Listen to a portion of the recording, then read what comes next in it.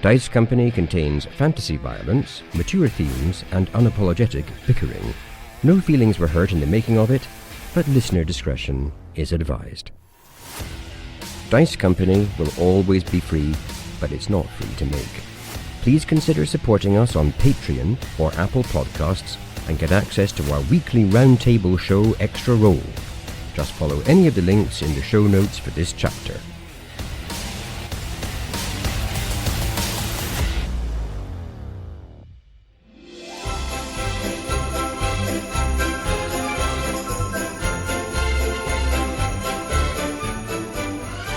Welcome one and all to Dice Company Festive Special. We're a group of old friends weave tales of happiness, warmth and cheer under the guise of playing Dungeons & Dragons. My name is Tom, and I'll be your DM through the continuing adventures of this group of flavourless turkeys. Flavourless turkeys, please introduce yourselves and tell the audience one fun fact about your characters. That is a Christmas outrage. Hello, my name is Charlie. I play Vander Finnick. Vander, as you know, enjoys various books, but he's running out. His most recent read is a book of old tales. One he particularly likes is called A Wintertide Tale.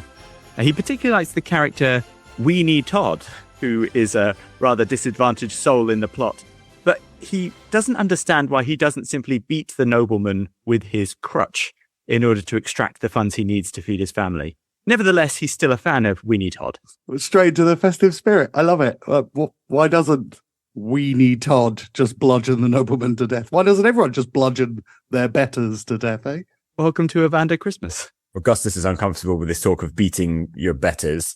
Hello, I'm Alex, and I'm playing Augustus. And my fact this week once again takes us back to Augustus's teenage years, away at a boarding school in Lumatorn, Northern Realm. And one winter he was walking in the hills and walking in snowy hills in Lumatorn, and he decided to make a big snowball. So he rolled the snow as if making a snowman, making a bigger and bigger snowball, and then he rolled it down the hill. Unfortunately, it did snowball, and it gathered size and pace. Far down the hillside, it obliterated a woodsman's hut, smashing it from the hillside. Augustus was pretty sure no one was home, so he sprinted away. And then that evening he was in the local tavern, and an enormous woodsman with an axe on his back kept appearing everywhere Augustus went. He went to the toilet, the giant woodsman was there. He went to the bar, the giant woodsman was there, always looking at Augustus, a massive axe on his back. Nothing happened, perhaps because the woodsman knew he couldn't strike a young nobleman with his axe. But Augustus was pretty sure whose hut he took down with his snowball. What a paladin. You beat me to it. Also, we don't understand Christmas. Yeah, that's as festive as I get. Just snowy horrible. So the solstice is typically a festive period in this world. And Ben has undelightful memories of it because when he was a young child in the orphanage, the governor absolutely delighted in telling stories of Uncle Margas, who was a figure from folklore, who during the short period of darkness during the solstice would roam the land, causing bad things to happen to any children who happened to be out of bed and causing nuisance at that time. Uncle Margas was a figure of great fear. A little addition that the governor added was that there were random days during the year where Uncle Margas was also abroad, and one could never know which days those were, so children must be good at all times or risk his wrath. I mean, Good luck, Harry. You've got your saving Christmas is your job now. I don't want to say that we should be festive themed, but I don't think we have to be so anti-festive, do we? Do we have to be so miserable all the time, people? Can I point out that the tale of Uncle Margas is going to make the children of my real life household rather better behave this Christmas? Okay, and to save Christmas, Harry. Yeah, that's a tall order. Tock's not really that festive as a person. Brilliant. Hi, I'm Harry, and I'm playing Tock, an imposing 6'8" automaton. The winter or summer solstice is a time that will sort of naturally invoke the night sky. We're used to the Christmas being one of the shortest days and longest nights of the year. In the world our characters inhabit, the night sky is somewhat different. The constellations are not the ones that we are used to. There is, wrapped around the pole, the sleeping dragon. Other constellations are the blinking dog, the dozing donkey, the winter wolf, the wrestling octopus and owl, the swarm of rats, the rascally weasel, the rival axebeaks, the lazing lion, the ravenous pony, the phasing spider, and the screaming firehawk. Cancel Christmas, everyone. We're done. I've got nothing left. So wait there, though. I just want to point out the astronomers. If I'm an astronomer and I allegedly discover the fighting octopus and owl, Yeah. have I really discovered anything? I feel like I've just found the stars. I mean, that's just a mess, right? You calling Tock's astronomy a fraud? Yeah, no, I'm going there. I'd put literal minutes into that, goddammit. Firstly, to our listeners, a very merry festive season to all those who celebrate it in whatever way they celebrate it. This will be our last regular chapter before we take our own festive break for a few weeks. But fear not, we will be filling your stockings with some special episodes between now and then, which the team have been working hard to share with you. On top of that is the big announcement, which I think we'll reveal to you now. So, over to our communications expert, Tock. Greetings, humans, and happy date-misaligned Winter Solstice Celebration Day. Dies Natalis Solis Invicti. Dice Company are pleased to announce the impending launch of its very own Patreon service. The story will always be free to listen to, but the making of it is not. Along with supporting Dice Company, patrons will gain access to a new series, Extra Roll, where the humans will discuss their previous adventures, chapter by chapter. The Patreon will be launching January 16th with 5 episodes of Extra Roll and 1 a week thereafter. There is plenty of extra Dice Company to come. We hope that you find this to be acceptable. Well, thanks, Tock. This will hopefully tide you over while we prepare for the next arc of the story. The long and short of it is, there's lots of very cool and exciting things happening. And from the bottom of all our hearts, thank you for your continued support. And with those announcements out of the way, let's get stuck into some delicious, festive Dice Company. Deck the tree with toxicals.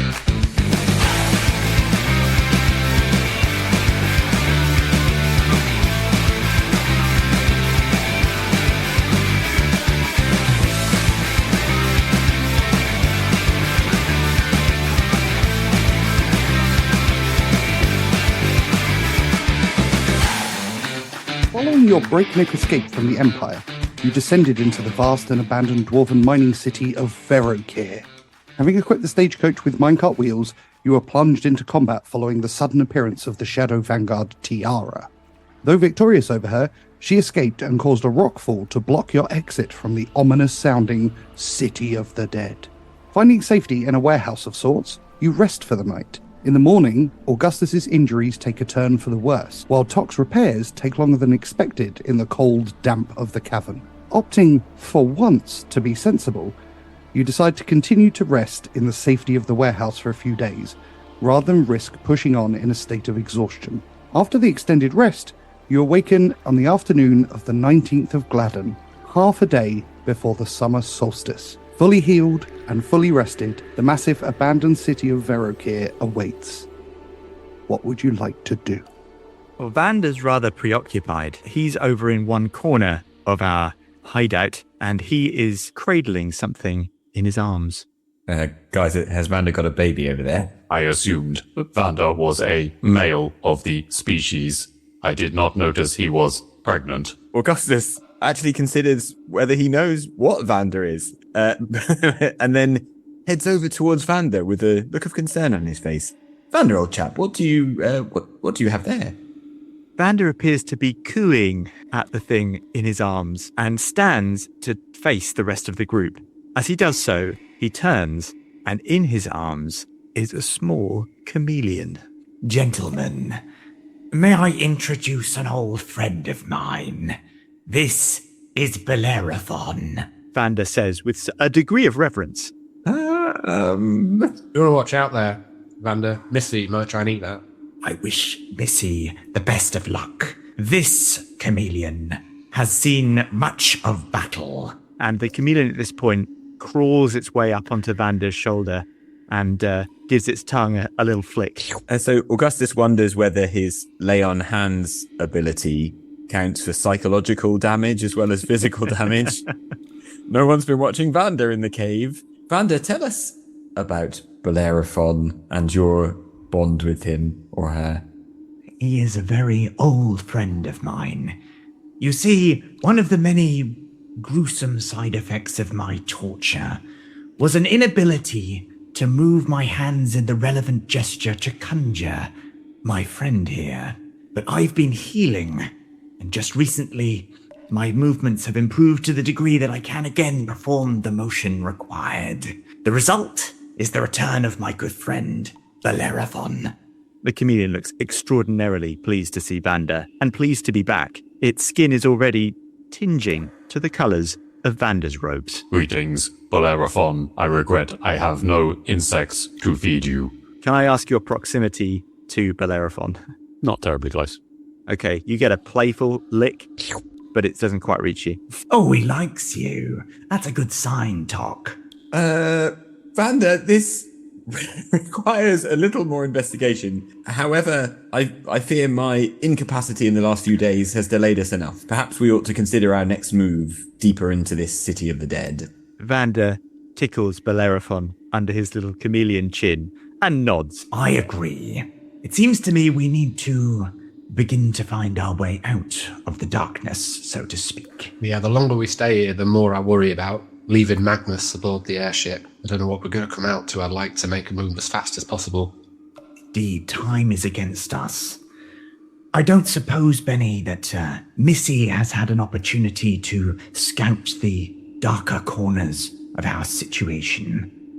She certainly has. During your extended break, she has been scouting all around. She hasn't seen any living creatures in her travels. The area that you're in appears to be mainly full of small warehouses.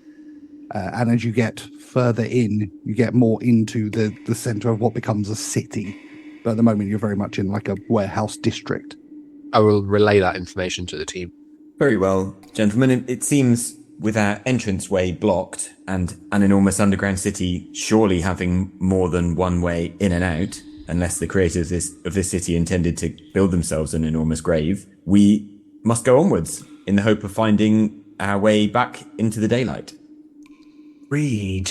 Vander now stands politely at the side of the stagecoach, clearly waiting for someone to help him into the driving position. Tock will be happy to provide assistance, lifting him up. Most kind. Vander says, and this time Tock definitely gets a playful lick from Bellerophon. On the wagon, everybody. Let's go. As you prep the stagecoach for the off, a sudden chill sweeps through the warehouse. With the crack of the reins, Vander gets the horses going, and impossibly, outside, the chilly air has transformed into what appears to be snow falling. Ah, not entirely expected, Vander says. As you watch the snowfall become heavier and heavier, in a similar warehouse ahead of you, you hear the distant sound of bells. Vander's going to move the coach very slowly at this stage. As you approach the warehouse that seems to be the source of the musical sounds, you can see through an open doorway the crackling of a warm fire from inside. Vander pulls the stagecoach to a stop. Tock and Tick both draw their swords. It appears that we are not alone. Don't know what's going on. I mean, Missy would have spotted this. I mean, if it had been here previously, she'd surely have spotted it. Missy would have observed the snow as well, would she not? I'd have thought so. Large caves can have their own weather systems, although snow on the summer solstice seems improbable. Well, we are in mountains. It's not that. I suppose it's not that. Is it that surprising? I don't know. There is a roof on this cave. I think, gentlemen, we must assume we are in the presence of some form of magical illusion, or indeed true magic. That is agreed. I mean, Augustus looks around at the magical lizard, magical raven, magical copies of automatons and just shrugs. There's like the presence of magic seems pretty mundane at this point. Tock's glowing magical sword. Exactly, I'm the only one without any magic tricks. Because you're a paladin. You said that like it was mean. I'm going to look it up on the D&D Wikipedia and get back to you with a stinging retort. Gentlemen, I think that we are in no position to do anything other than investigate this to see if what lies inside can be turned to our advantage. I find this to be acceptable. Well, I mean, what else are we going to do? We are very much out of tricks, aren't we? I think we're alighting the cart and making our way on foot towards the opening. So with Tock and Tick's swords and shields drawn in a defensive formation and Benny having knocked an arrow ready to loose it, the however many of you there are now make your way to the open doorway. I want to put on this fabled handbrake before we go, because I don't want my coach and horses to go away. It's the only thing I've got in this world. I really don't want my heron livery to go off down a mine shaft. Vander acknowledges Augustus's eyebrow, presumably. It's a combination of winks and eyebrows, yes, as usual. He's learning to read those, so I understand this particular facial spasm to mean please pull the ornate handbrake, which I then do. And you slowly move your way towards the open door in the warehouse. There is the sound of bells and gentle clattering. As you peer in, you see, and Richard, would you like to describe what they see? Oh my God. Well, they look into the warehouse, and standing in front of a small dais at the far end, illuminated to some extent by the crackling fire, is a short, rotund dwarf with a long white beard plaited at the end. He's wearing a dirty, deep red outfit with an animal fur collar and cuffs. He looks vaguely round the room, and eventually his somewhat glassy stare alights upon you all. And welcome to the show, Richard Godden. Benny just kind of lowers his bow in amazement. Oh, Merry Ungarmas, everybody. Oh, Merry Ungarmas. You're a wee bit big, you're not. Oh, well, it's a little larger than doors, but come in, and close the door after you. There's quite a draft. Vander's one eye rows the group and questioningly begins a tentative step forward. Ungarmas appears to refer to the god Ungavar Remirion. The mass refers to the day of such deity. You believe this dwarf is some manifestation of the celebration, Tock? That is unclear. Augustus wants to keep this stick to a more understandable plane, and he was asked to close the door, and so he closes the door. The door closes with a creak and a click shut. We're inside with the door shut now. Augustus needed to do something here. Did you say Uncle Margas? Me? No, who's he? Uncle Margas? No, I'm Papa Ungarmas. Oh, do you not know me? No. This is not very terribly surprising. Nobody does now, not for 3,500 years. Oh, never mind. I've got my work cut out with you lot, I can see that. But come forward, please. Make yourselves comfortable. Benny's sort of stunned into submission and just starts sort of wandering forward in a slightly dazed sort of way. Clearly this isn't a threat. Or the rest of the group doesn't take it as a threat. Tock and Tick will sheath their swords. Vander is going to shuffle forward. Bellerophon has already crawled into one of his many pockets. Augustus comes forward too and says, Did you say 3,500 years? Well, give or take a century or so. It doesn't matter, it's Ungarmas Eve, everybody. Ungarmas, have you no heard of it? Well, it's the solstice, isn't it? It's the solstice, that's right. That's coming up, isn't it? Indeed. I've lost track of days since we've been down here, but I think it's the solstice coming up. Is that right, Tock? The solstice will occur in approximately 8 hours. Is that what you're talking about, the solstice? There were some people that used to call it that, but I called it Ungarmas, and that's how it was known to all the dwarves and the children of this world. The greatest festival of the year. Have you no heard of it, ever? Has it been that long since anybody celebrated Ungarmas? Vander, you speak Dwarven. Are you accustomed to Dwarven culture?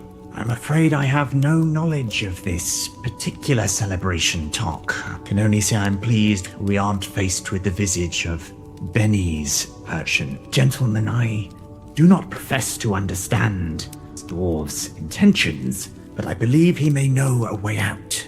I suggest we play along and try subtly to gain the information we need. Vander turns graciously back to our host of sorts. A pleasure to meet you. I am Vander Finnick. I understand you've been down here for some time without company. We're delighted to see the roaring fire. We're wondering if you might allow us to sit with you this eve.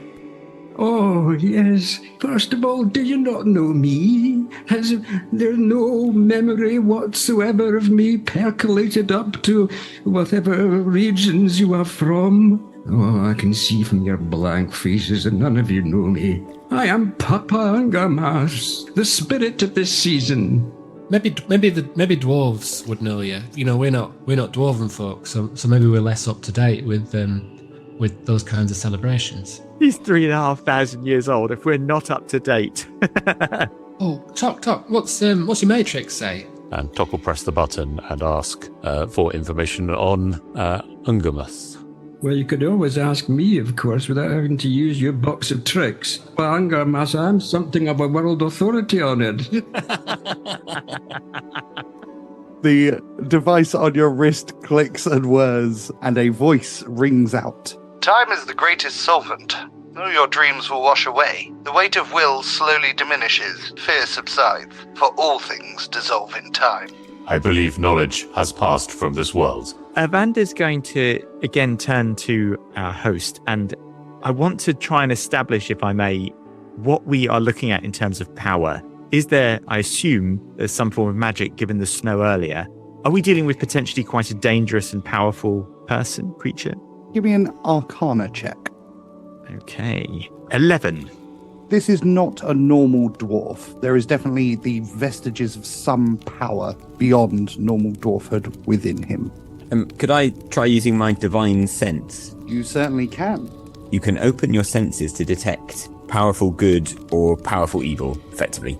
I mean, this check was made for this, wasn't it? This is on a knife edge now. He's obviously powerful, but is he good or is he evil? We're about to find out. Augustus, you take a moment to try and summon the will of the god Tyr to help you understand exactly what you are facing. And much like Benny when he inhabits Missy, your eyes momentarily flash white, and you sense in the room with you 2 fiends and 1 celestial creature. Well, the fiends are obviously Benny and Vander.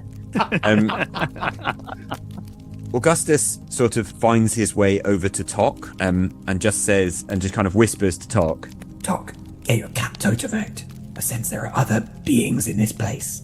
Tock will, as subtly as he can, take out the cat totem. Put his hand in a massive bag, take out his periscope and just spin around the room. Cool. Everyone else in the room, you hear with perfect clarity the full conversation between Augustus and Tock. Well, Tock hasn't said anything, but presumably his rummaging around in his pack for the cat totem is not exactly subtle. Sorry, yeah, you didn't say anything. It was just you clattering around, dragging the cat totem out and holding it up to your eye and very obviously looking around. I slump down in a comfy chair, exhausted by the idiocy that surrounds me.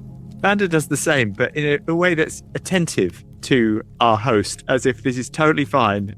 You see nothing through the cat totem. There are no invisible creatures in this vicinity. Yes, quietly as Tock can, shout. I think that means we're in the presence of a literal god. Or a literal demon. I mean, he has sort of said that. Yeah, I mean, right now, he's there looking at us, and I can't help but feel that we're going to find out what deities can do. Augustus looks like he has a headache.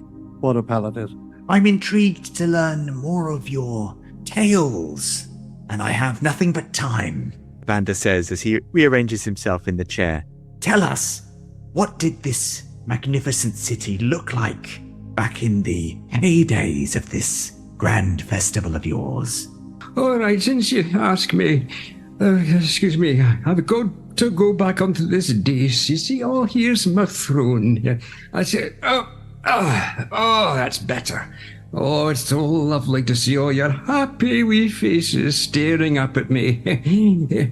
Before I say more, what have you brought for Papa Ungarmas? What presents have you brought for me? Oh, shit. What's traditional? You see, I have to go back to the beginning with all of you. Ungarmas is the greatest festival of the year. Outside is the coldest and darkest part of the winter. Wind icily whistles round the old grey stones of the hall. The blizzard rages. But inside, all is light and cheer, blazing fires, tables groaning with food, every kind of drink you could possibly imagine. And people draw themselves up to the blazing log fires on great settles to tell stories. To tell stories and sing songs and give praise and presents to Papa Ungarmas, that is me. If you want to know more, there's one thing you could do for me. And we just, for once, the first time in 3,500 years, celebrate Ungarmas. Certainly, Vander says. Of course, and tell us, how do these celebrations begin? Thought you'd never ask. Well, first of all, there's the gift giving, of course, to me. Of course, as you'd expect it. I mean, nothing much, and I'm not choosy. It's whatever you can afford, really. It's the thought that counts. And after that, well, there's the madrigal singing. I always love the madrigal singing, particularly because before you do start to sing, I have to give you my special nog. It's made of fermented mushrooms and reindeer milk. It coats the vocal cords and makes the voice come out loud and clear. And after that, we tell stories round the fire. Each one of you tells an Ungarmas story. We're sure it's reindeer milk. I'm not a cook, but the elves tell me it's reindeer milk. I have an endless supply of it. It's been maturing for many, many years. Okay, I'm getting mental message. I'm going to use a cantrip. The mental message to Tock. Be on piss check. Well, Tock doesn't drink, so... I've seen your straw. Got a straw, yeah. I've seen your straw. Yeah, that doesn't sound festive. I should tell you all at this point that I can hear you all fairly clearly and also read your thoughts. So, no, it's no reindeer piss. You can read our thoughts. I know this is a thing with you, but it forms no part of the Ungarmas tradition. Then allow me to give you my gift. Vander says, desperately trying to get this deity out of his brain. Vander quickly produces a book. I would like to present to you a book that has given me much joy.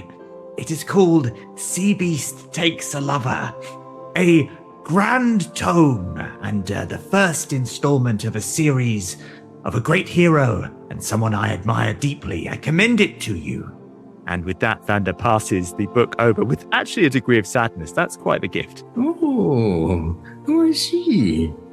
Something a little bit more under the counter here, it seems. Oh, well, the long winter nights will just fly by with this by me. 3,500 years will go by in a flash to a sea beast takes a lover. It's a hell of a book. Tock will take out of his bag of holding and pass to two of the others some gold-plated cutlery that we didn't get rid of yet, a half-drunk barrel of beer that seems appropriate, and my half-drunk barrel of beer. Well, exactly, and a book, gastronomic gnomish goodies. Hang on, you're passing those round to us? Yeah, if you want them. I mean, if everyone's taking them, you're just taking them out of his bag, and he'll pass over the gold-plated cutlery to Papa Ungar and say, this cutlery is of gnomish make. Oh, well, looking inside your brain, I think I could say to you, I find this acceptable. And can I also say, I'm not Papa... It's Papa Ungarmas. Papa Ungarmas. That's right, Tin Man, you got it. There is no tin in the construction of my armor. Oh, I'm so sorry. At this point, Bellerothon has made his way out of Vander's pocket and over to the log fire. Unfortunately, one of the logs looks vaguely chameleon-shaped, and Bellerothon is posturing. What is going on?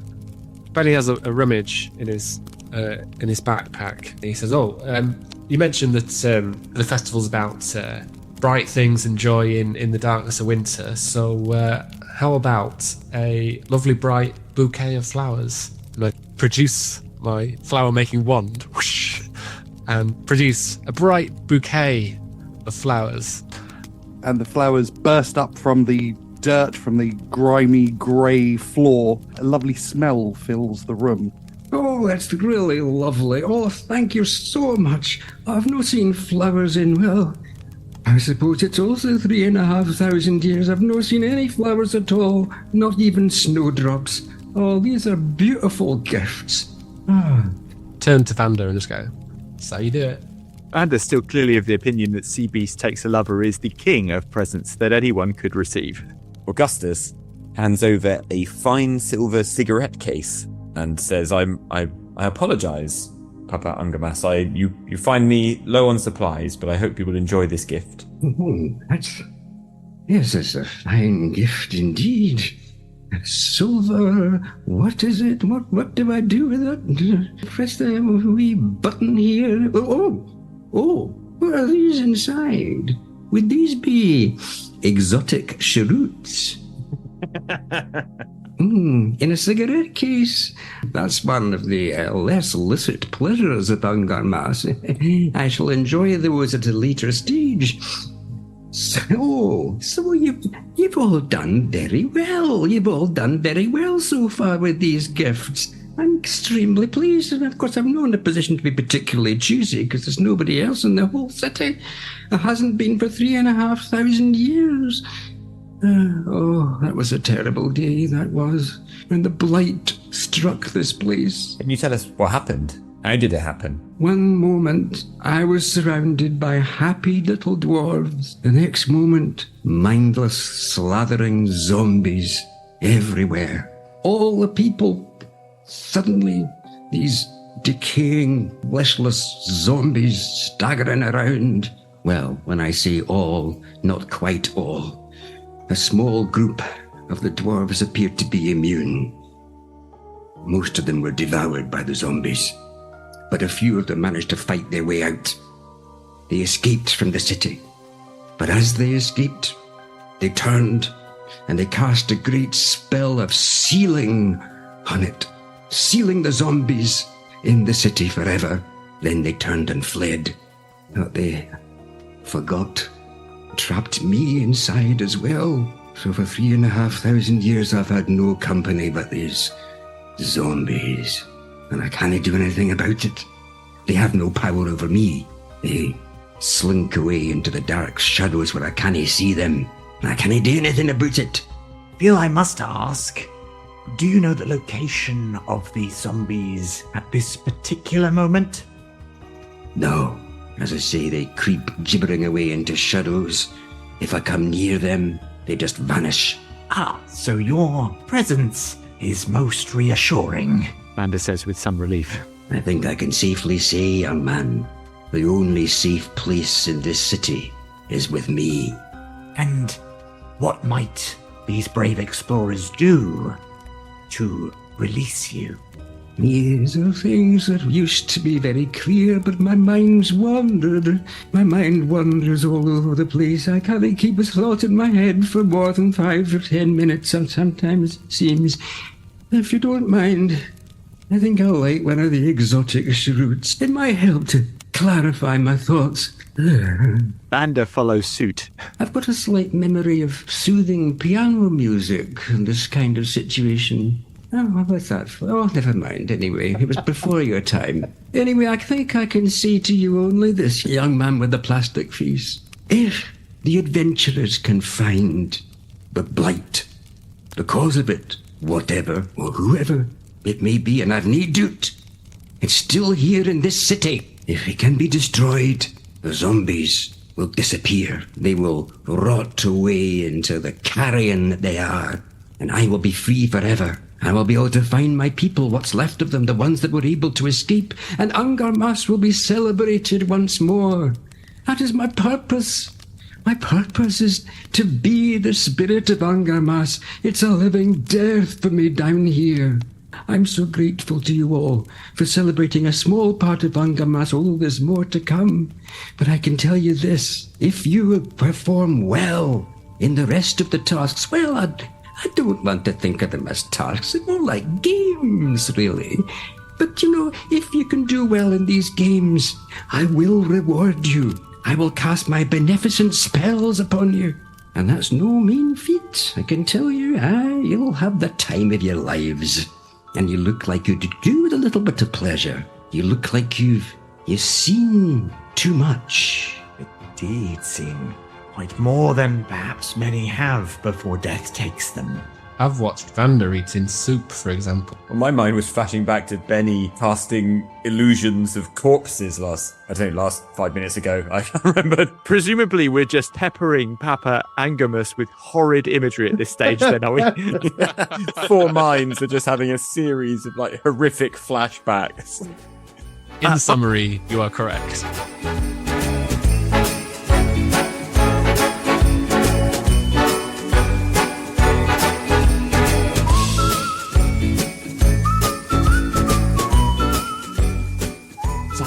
Most gratefully receive your offer of completing our celebrations and, with your blessings, concluding matters here, maybe even with the finding of this source of evil you mention.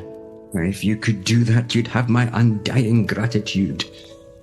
But first of all, the fire's burning. Let's carry on with our Ungarmas. Let's put these gloomy thoughts of zombies out of our minds and get on with the madrigals. You know what a madrigal is? Negative. Anybody know what a madrigal is? It's a song, is it not? It is indeed, young man, it is indeed a song.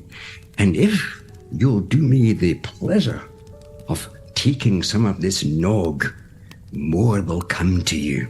Ungarmas praise. Here, I've just got it in my sack. And here's some glasses. Quick, I'm going to pour the nog for you. I'll pass it out to you. There you go. Take the nog. We'll have the madrigals next. I guess this is vintage nog, isn't it? Why? How many thousand years old is the milk we're about to drink? 3,500 years. It was a good vintage. Okay, right. The eggs were particularly good that year. Vander sips his nog. I don't know if I'm expecting some huge impact from this, but I'll have a sip. Roll D10 psychic damage. Yeah, absolutely. It tastes surprisingly delicious for something that is 3,500 years old and made of eggs and mushrooms and somehow reindeer milk as well. The feeling warms you in your belly. Have a noggin of nog. That's a little joke for people over the age of 3,500 years. Augustus looks at Vander and sees that Vander appears not to have died from the nog and joins him in a cautious sip. And he looks at it and then just goes, well, down hatch, I guess, and knocks it back in form. Tock will take a noggin of nog and again the little straw flick down from under his chin, and he'll take a small amount of it. It's like a little sample. I detect no decay products in this nog. Can I have performance checks from all of you, please? We're doing a team performance check. That is a shocking 18 for Vander. 5 for Benny. 10 for Tock. 8 for Augustus. I knew Vander was the best singing voice. Tock second best. So Vander casts message so that the group have some form of collective tune to sing. And with that and some considerable trepidation, Vander turns to the rest of the group and says, 1, 2, A 1, 2, 3, 4. Dashing through the snow in a reindeer open sleigh. Through the caves we go, laughing all the way. Ha ha ha. Bells on the bobtails ring, making us spirits bright. One more year to ride and sing. Sleigh tonight, jingle bells, jingle bells, jingle all the way. Oh, what fun it is to ride a reindeer open sleigh. Hey, jingle bells, jingle bells, jingle away. Oh, what fun it is to ride a reindeer open sleigh. Worse than I imagined it would be. Why was it so slow? It was at like 1/3 of the pace of the song. It's like a funereal jingle bells that I don't understand. Every line I was trying to go slower, and I found myself at the end while Tock and Vander were on the first word. Do you think we've condensed the mournful tale of A Christmas Carol into a single song? Is it just a giant warning message? Oh, this tune's pretty good, isn't it? I seem to have kind of zoned out there. Have you sung your madrigal? Yes, we have, Papa Ungarmas, and it was, if I may say myself, quite a symphony of noises. Oh, was it?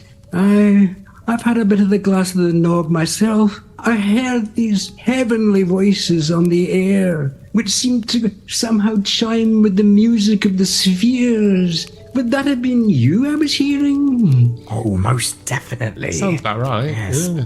Possibly. Good. Oh, well.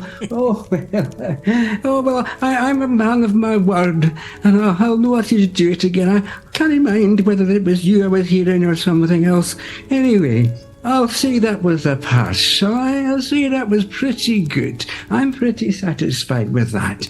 So, that brings us to the last part of our Ungarmas games. But I think, before we do that, let's have a wee bit more of the Ungarmas atmosphere. So you're going to say a bit more nog? Well, you can have more nog if you like. I mean, if it's going, I won't say no. Yeah, I, no problem, young man. I've got 3,500 years of it to make up. This barrel here, just pass it round.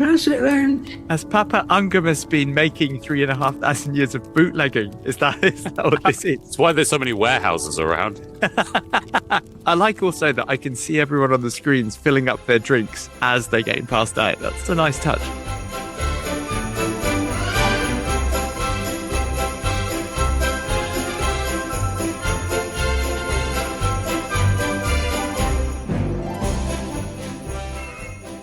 So before we go any further, my young friends, I will cast the spell, the spirit of Ungarmas.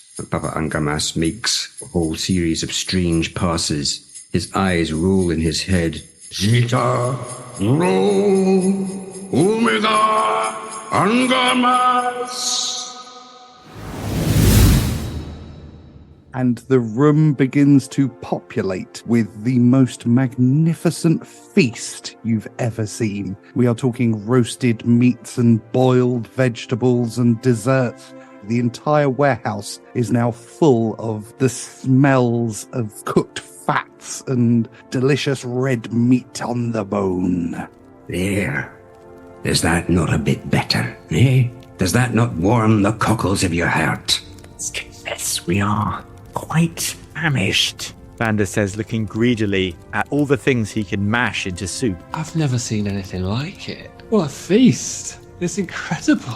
Anything you desire will be here. Whatever your fancy, you'll find it on that table. The mulled wine, the spiced ale, everything is here. Draw your stools up to the blazing fire there, and let's have the last part of the Ungarmas games. Fill your plates, fill your glasses. More nog if you want it, but there's every other drink you could possibly desire here too. And then, the last part, I'll hear your Ungarmas stories.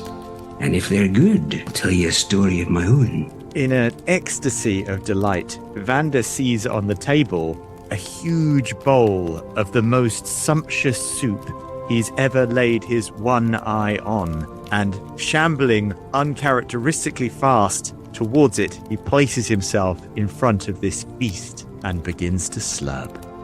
Benny glances at Papa Ungarmas and he's like, so, are you sure? Like, anything? Anything you like? What's your favourite? What haven't you had for years? What haven't you had since you left your home? Apricots. You know what I've heard about? I've never had a mashed potatoes with real butter and cream. Well, let's just have a wee look under this silver cover, shall we? Oh, I do believe it's mashed potatoes with butter and cream. Benny grabs a plate, piles it high with mash and meat and all sorts of veg and everything, and just sits down looking very, very happy indeed. Augustus will definitely fill his plate, maybe not quite so enthusiastically as our lifelong starved friends, but he'll take a plate and fill it up and take a seat. Tock will dutifully sit on a poor creaking stool, all 500 pounds of him, and tick as well, but neither of them will eat or drink anything at the table. Meanwhile, while this is unfolding, Bellerophon has continued his battle with the fireplace. At the current moment, he still believes one of the logs to be a rival chameleon and has dutifully changed himself to a crimson colour and made himself as large as a small chameleon can make itself, again, posturing. The rest of you pile your plates high and sit down on the stools around the fire, as invited by Papa Ungarmas, ready for the storytelling. Do you want me to give it a go? I don't know if this is quite what you're after, but I can have a go if you like. Well, any kind of story, but it should be uplifting and it should be joyous if that's possible. Although, of course, at this season of the year, there's also a place for a spooky story. It's entirely up to you. I wonder where our wheelhouse is. Not going to be uplifting, is it? Jesus. Here's my interpretation of an uplifting story. I've not always really had the opportunity or the inclination to really celebrate the solstice, but I do remember one year. It was shortly after I'd managed to make it out of the orphanage. Now, I were living with a small group of other folk in a cellar, and we were sort of scrapping by, doing a little bit of petty crime, bit of pickpocketing, that sort of thing. And the solstice was coming round, and I can't remember who it was, but someone said they wanted to have a celebration of a feast. And they'd heard that over to west of city, there were farms on the outskirts with chickens. And they said, let's get us a chicken and have a solstice feast. So we thought we would. We trekked all the way over. It took hours walking to the outskirts at city. But when we got there, we discovered they were right. There was a farm there. We could see a pen with chickens in. There were nobody around, so we thought we'd just pop over the fence and get ourselves a chicken for a feast and, have a celebration and share it round. So hopped over the fence. Never come across a chicken before. They're fast, aren't they? Fast and noisy, a lot faster and a lot noisier than we were anticipating.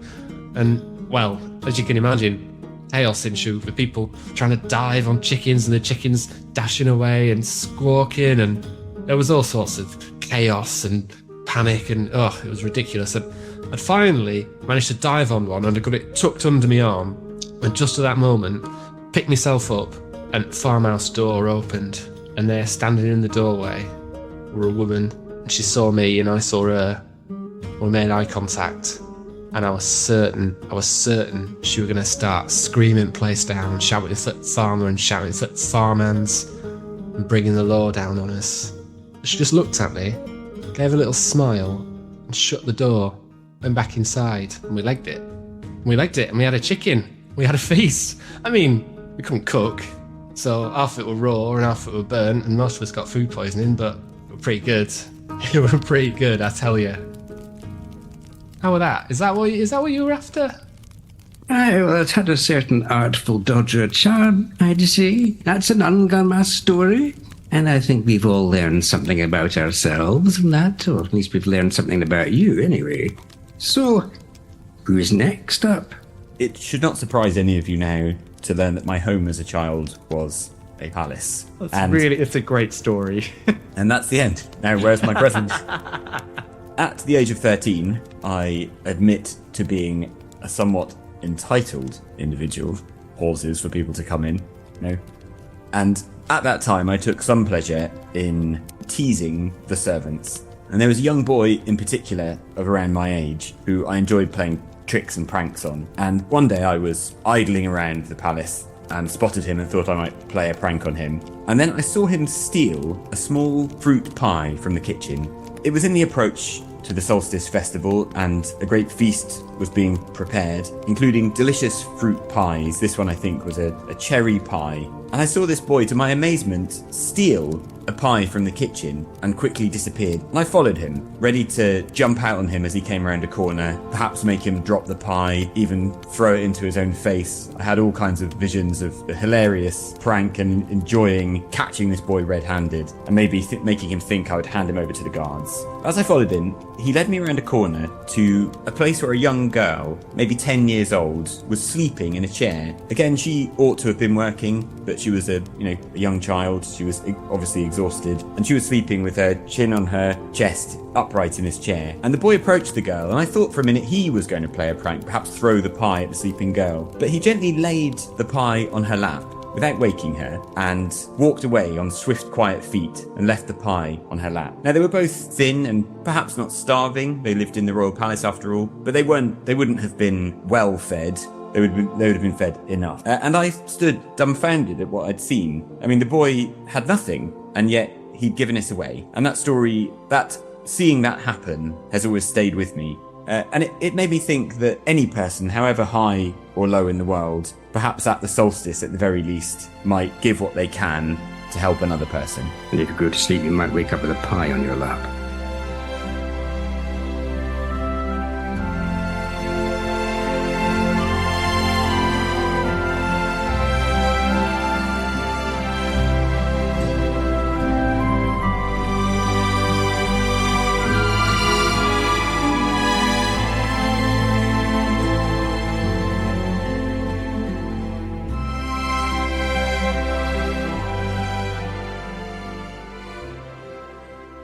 My construction was finalized, and I first gained awareness near this time on the Aestival solstice. On these anniversaries of construction, Ticks and Tocks had long had a tradition of exchanging gifts, mostly curiosities of little interest to you humans, rare plants or fungi, such as the invisible orchids from Landeron, particularly dramatic views such as the fastness of the Last Gate, or the teeming life amid the wrecks and reefs of the Kerberos archipelago. Small constructed items, like this wood and leather inlaid case Tick gifted me, lit with golden...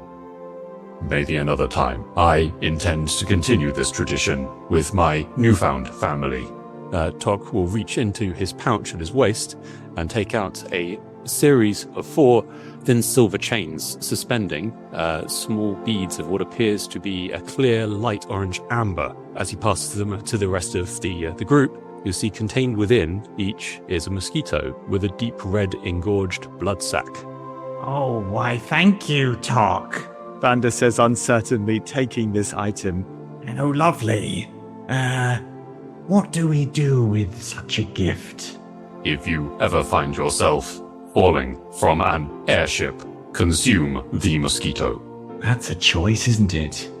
Indeed, the artifact will suspend your fall, much like mine and Tick's fall was suspended during our descent. I see. A very apt gift given our mode of transport. Thank you again, Tock. I very much appreciate it. And Vander does place it round his neck. Out of character, this is a magical item that Tock has constructed for the rest of the party. It's a single use activation of the Featherfall spell. So Benny and Augustus have one as well. This is what you were doing whilst off the ship with your net. Indeed. In the mist hunting mosquitoes. And Rhys suspected you of doing terrible blood magic. Oh, he was doing terrible blood magic. Just turns out that the end goal is for us to drink it. Yeah, okay. Sorry, let me restate that. And to think we thought he might be doing terrible blood magic that wouldn't benefit us specifically. He's a sweetheart. Of course he's gonna. It must be crunched within the teeth. Oh, good lord. I'm also thinking, this is just going to be people falling and unchaining their necklace to find it just whisked away. The necklace is long enough for you to just grab it and put it in your mouth. As the character with the highest dexterity score on Fiona came out, to be honest. Ah, Christmas. Wouldn't be the same without blood magic. I always say that. You interest me strangely, automaton. So, that brings us to Vander, isn't it? Your story, Mr. Finnick. Of course. As you can see into my thoughts, and though I am not someone disposed to talking of my past, I will of course oblige. I loved my mother. She was a genteel lady for whom I had a great deal of affection. And as a child growing up in the noble house, affection was hard to come by. My father, whilst being a great man, was not a warm soul, and so I found solace in the relationship I had with my mother. With deep sadness, I learned in my very early years that she suffered from a sickness that quickly took her abilities to read, and later even to remember my name. I still clung to her, though, and remember spending many hours telling her of my day, my aspirations, and she would quietly listen. Though it was with some pain, I was aware she couldn't hear the words I spoke. I remember one year feeling a deep sadness that my father had removed from me a gift I held most precious. A horse constructed of wood, crude in its form, but nevertheless a companion to me and a toy I would play with each afternoon. Clearly he felt it was not the pursuit of a young noble. I remember weeping to my mother, exclaiming the loss of my toy, and the joy I would be denied, knowing though that she couldn't hear my words. One day though, as I approached my mother, I found something clasped in her hands. It was the horse. I took it and realized in that moment that some of my words could be heard, and that in a moment of lucidity, she had taken possession of and found the time to conceal the horse, so I might again play with the toy I loved so much.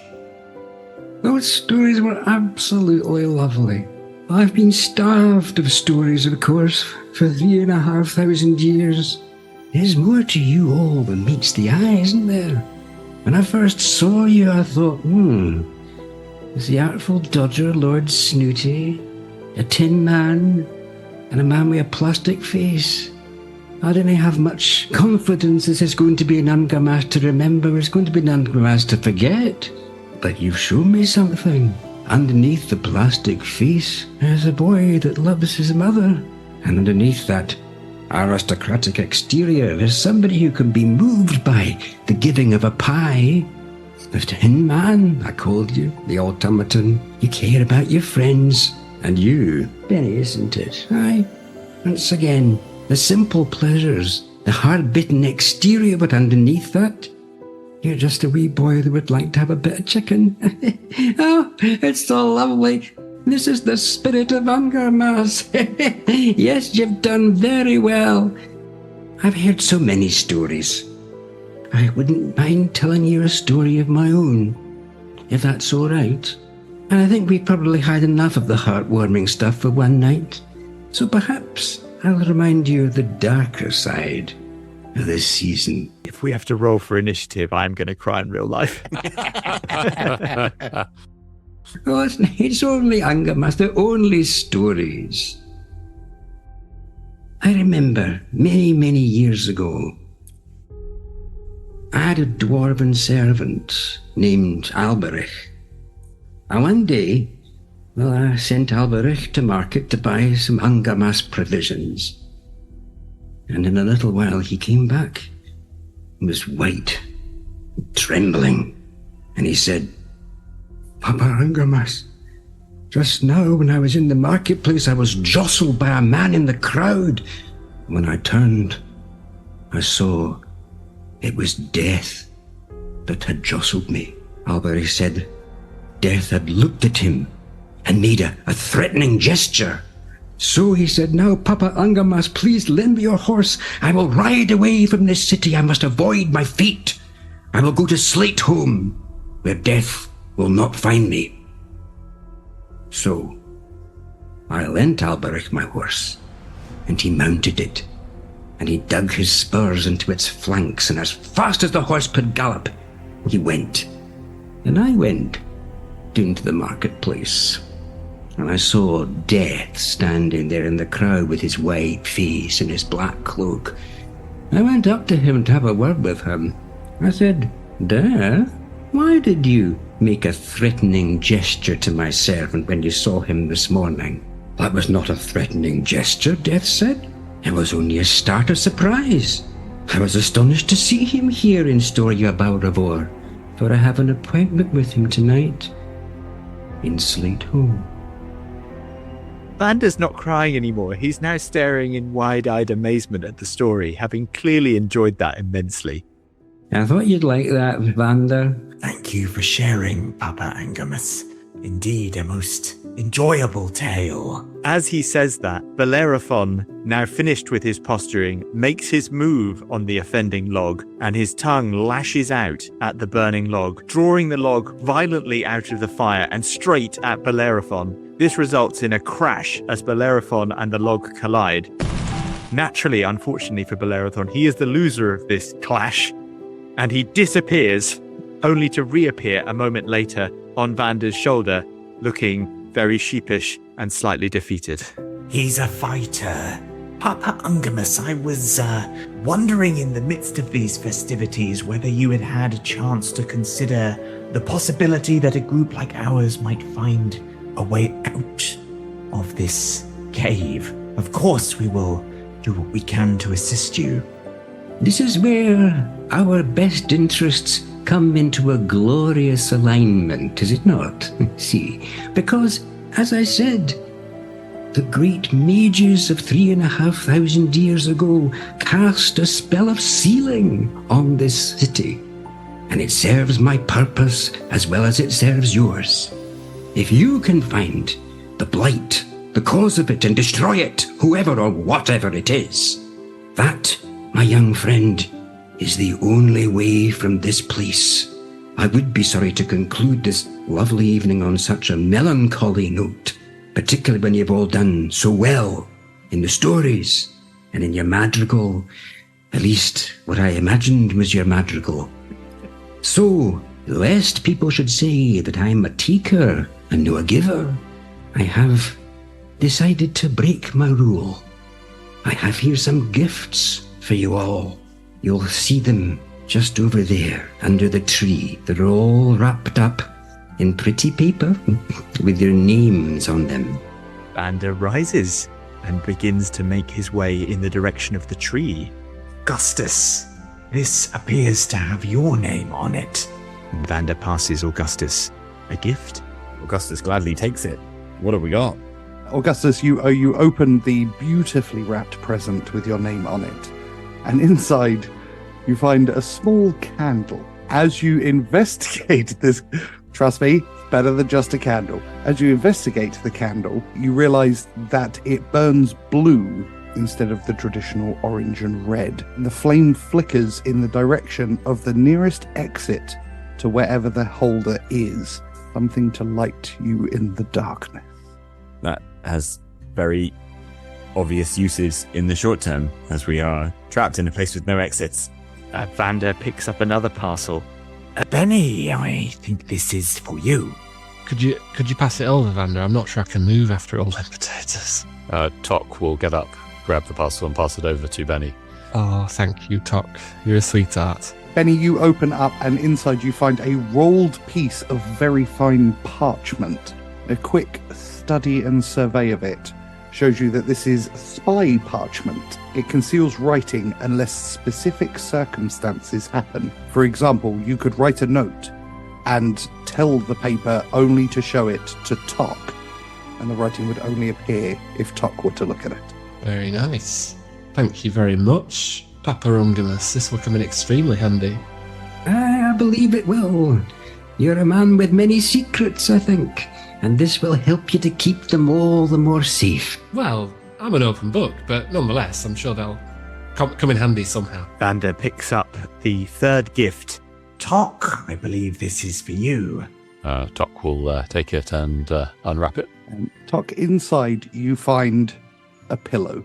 A quick investigation tells you that this is a very comfortable pillow, and it will allow you to sleep uninterrupted for 1 hour, unless damaged or vigorously shaken and slapped awake.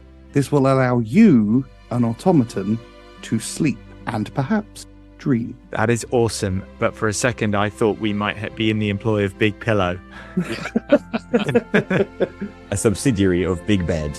Vander picks up the last of the gifts and greedily unwraps the one marked for him. And inside, Vander finds a bowl.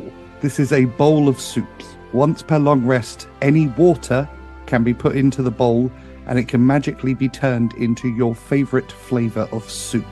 I feel this might be a curse on the rest of the group. Yeah, Augustus tries to incinerate himself with his new candle.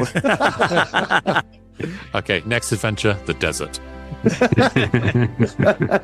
This is quite simply the most wonderful gift, or should I say, the second most wonderful gift I have ever received. Sincerely, my thanks, Papa Ungarmas. As Vander lifts and takes a truly horrific slurp from his soup. Indeed. You have my thanks also, Papa Ungarmas. Whenever you hear that slurp, you'll think of me. In an increasingly bitter way. One more thing I might be able to do for you. If you can cure the blight, destroy the cause of it, and free me and yourselves. I have one last spell. It is a wish spell. It will be for the whole party. On one occasion only, you can cast it and it will grant whatever you like. That would be my parting gift to you. But only if you're successful in this quest. And unfortunately doesn't give this exceptional present or this offer the reverence it deserves because he is now nearly covered in soup. But he nods greedily in the direction of Papa Ungarmas. Certainly. Well, Augustus knows what he's wishing for. We find Vander drowned in his own soup bowl tomorrow morning, right? Gentlemen, I think, given our situation, we should enjoy this night, for tomorrow I fear we have to plunge into the depths and there find the source of what Papa Ungarmas speaks. Classic Boxing Day. You spend the rest of the evening in the company of Papa Ungarmas, eating and drinking to your heart's content. With your bellies full, your wounds healed, and a sense of festive joy surrounding you, you prepare for one last sleep before the off. Unconcerned with any of your previous trials and tribulations, caring not one bit for what the future may bring, and oblivious to the shadows in the far distance, moving quickly across the city of the dead.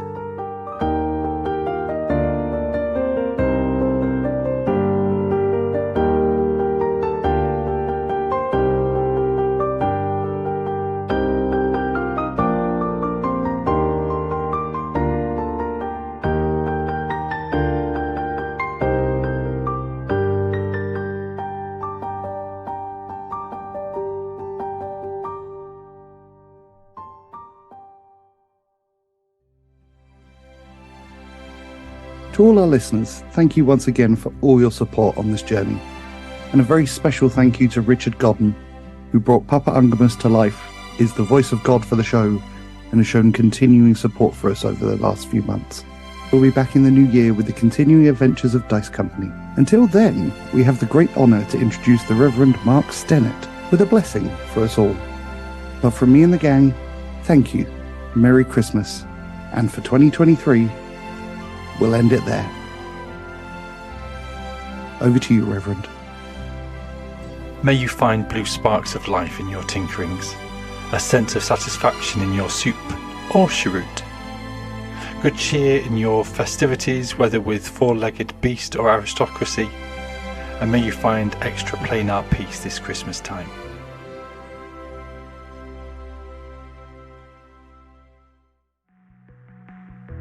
You've been listening to Dice Company's Small Embers, starring Dave Windust as Benny Quez, Alex Morrison as Augustus Zeno, Charlie Blackadder as Vander Finnick, and Harry King as Tock, with Tom Patrick as your Dungeon Master. So I saw a couple of people wandering around in full harness. So like suit of chainmail with plate armor on top. Where do you live again? The Renaissance Fair or The Shire. It was in Swindon. But yeah, no, I definitely understand the disadvantage on stealth checks because good God, is it loud? It's like a personal marching band just going like the whole time, clanking. It's ridiculous. I thought your personal marching band was Benny whenever he tried to stealth anywhere. It's a strange quirk of history that 3,500 years ago we couldn't do so much as make bronze weapons, but we did make Avocar. And it's been in someone's cupboard ever since, and they keep meaning to get it out at Christmas, but never quite getting around to it. I do despair at Charlie's understanding of history. 3,500 years ago was the height of the Bronze Age.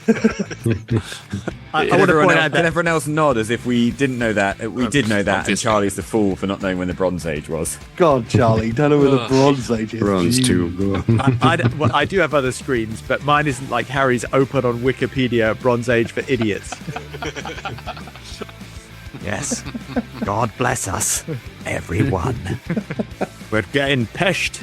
I'm sorry, Peshed. They watch the Queen's speech or the King's speech, and it was off. Have a vicious argument over Scrabble and then be gone. I wonder what the Emperor's speech is going to be like in... Salazar's speech. Another year of domination. I speak to you from the Ravager. At this time of year, I am often asked, why are you such a bastard?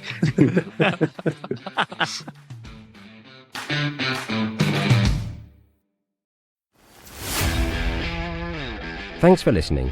Please consider supporting Dice Company on Patreon, where for the price of a cup of coffee, you get access to a whole other show, Extra Roll, as well as an ad-free listening experience. The Dice Company Discord server, along with our socials, can be found on our Linktree in the show notes. If you enjoyed this chapter, please like and subscribe, and don't forget to recommend us to your friends. If you didn't like it, recommend us to your enemies. And we'll see you next time on Dice Company.